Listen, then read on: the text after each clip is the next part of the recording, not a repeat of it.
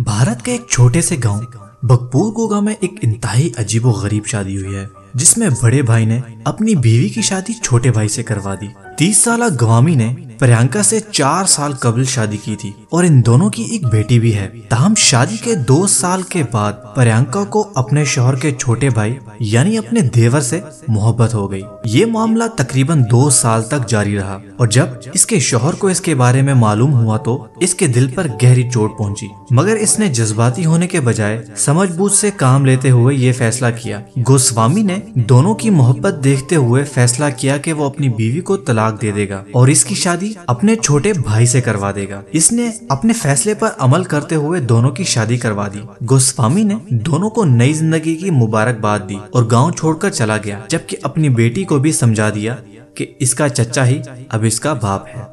उम्मीद करते हैं दोस्तों कि आपको आज की एपिसोड पसंद आई होगी। अगर आप इसी तरह की और भी अच्छी और इंटरेस्टिंग वीडियोस हमारे चैनल पे देखना चाहते हैं तो हमारे चैनल को सब्सक्राइब करें और ऊपर दिए गए घंटी के निशान को दबाएं ताकि आपको हर न्यू वीडियो का नोटिफिकेशन मिल सके। इस वीडियो को लाइक करें और कमेंट करके अपनी राय का जरूर इजहार करें। अगर आप चाहते हैं कि हम आपके पसंद की वीडियो बनाएं तो हमें कमेंट में लिख के जरूर बताएं। मिलते हैं अगली एपिसोड में।